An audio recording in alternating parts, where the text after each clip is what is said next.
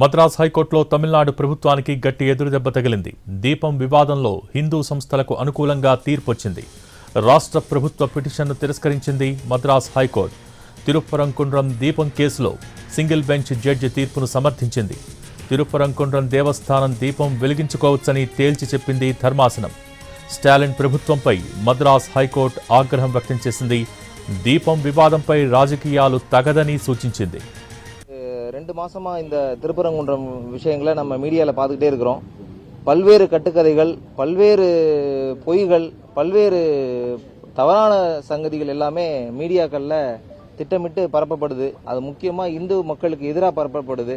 அது மீடியா மட்டும் இல்லை, தமிழ்நாடு அரசாங்கமே நீதிமன்றத்தில் பல்வேறு பொய்களை அடுக்கடுக்காக சொன்னாங்க. நம்ம அதை பார்த்தோம். திருப்பரங்குன்றம் தமிழ்நாடுடைய உலகத்திலே உள்ள 6 படை வீடுகளில் முதல் படை. அந்த படையில் உள்ள மலை உச்சியில் தீபம் ஏற்றுறதுக்கு தான் மனிதர் ராம ரவிக்குமார் நவம்பர் மாதம் அதுக்கான பிள்ளையார் சொல்லி போட்டார். அதற்கப்புறம் ஈவோ அதை ரிஜெக்ட் பண்ணாங்க. நீதிமன்றத்துக்கு வந்தோம். தனி நீதிபதி அவர்கள் நேரடியாக போய் பார்த்தாங்க. எல்லா எவிடன்ஸும் கொடுத்துருந்தோம். தீர்ப்பு கொடுத்தாங்க. அதற்கு மேலே ஒரு 3-4 வழக்குக்கு கிட்டத்தட்ட 20 అప్పీల్ ఫైల్ பண்ணியிருந்தாங்க. మద్రాస్ హైకోర్టులో తమిళనాడు ప్రభుత్వానికి గట్టి ఎదురుదెబ్బ తగిలింది. దీపం వివాదంలో హిందూ సంస్థలకు అనుకూలంగా తీర్పొచ్చింది. రాష్ట్ర ప్రభుత్వ పిటిషన్ను తిరస్కరించింది మద్రాస్ హైకోర్టు. తిరుప్పరంకుండ్రం దీపం కేసులో సింగిల్ బెంచ్ జడ్జి తీర్పును సమర్థించింది.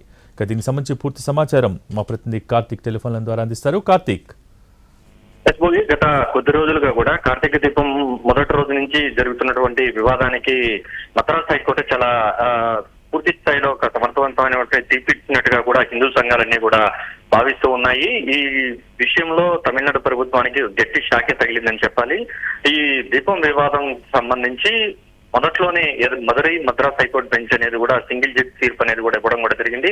అక్కడ దీపం వెలిగించుకుంటూ కూడా ఆదేశాలు జారీ చేసింది. అయితే దాని మీద తమిళనాడు స్టాలిన్ సర్కార్ మాత్రం అనుమతించలేదు. దీంతో హిందూ సంఘాలు అయితే దాని తర్వాత పలు వివాదాలతో పెద్ద ఎత్తున దుమారం జరిగింది. ఈ నేపథ్యంలో హిందూ సంఘాలు మద్రాస్ హైకోర్టును ఆశ్రయించడం కూడా జరిగింది. దీంతో విచారణ చేపట్టినటువంటి మద్రాస్ హైకోర్టు చాలా కీలకమైనటువంటి వ్యాఖ్యలు అనేది కూడా చేయడం కూడా జరిగింది. తిరుపరగుండ్రం దేవస్థానానికి సంబంధించి అక్కడ దీపం వెలిగించుకోవచ్చు అంటూ కూడా ధర్మాసనం అనుమతించింది. దీని మీద హిందూ సంఘాలన్నీ కూడా ఏదైతే సంతోషాన్ని వ్యక్తం చేస్తున్నాయి. మరోవైపు స్టాలిన్ ప్రభుత్వం మీద కూడా మద్రాస్ హైకోర్టు తీవ్ర ఆగ్రహాన్ని వ్యక్తం చేస్తుంది.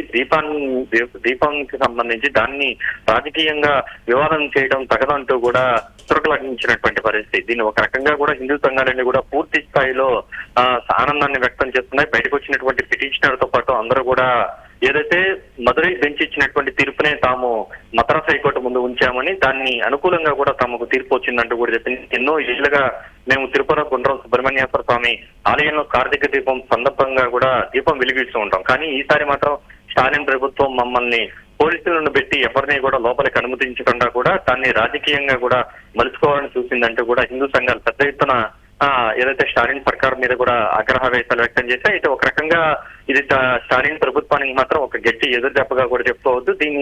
దీన్ని బేస్ చేసుకుని తదుపరి నిర్ణయం ప్రభుత్వం ఎలా తీసుకుంటుంది, ఎలా ముందుకు వెళ్తుంది అనేది కూడా చాలా ఆసక్తికరంగా మారింది. అయితే ప్రభుత్వం తరఫున పిటిషనర్ మాత్రం తాము మరొకసారి సుప్రీంకోర్టుకు కూడా ఈ విషయంలో వెళ్తామని, అక్కడ ఉన్నటువంటి దర్గా కావచ్చు, హిందూ మతం కావచ్చు, రెండు వర్గాలకు సంబంధించినటువంటి వివాదం చాలా సున్నితమైనటువంటి అంశం కాబట్టి దాని కారణంగా మేము సుప్రీం కూడా వెళ్ళేటువంటి ఆలోచన చేస్తున్నామంటూ కూడా ఏదైతే ప్రభుత్వ తరపునటువంటి పిటిషనర్ కూడా చెప్పడం కూడా జరిగింది.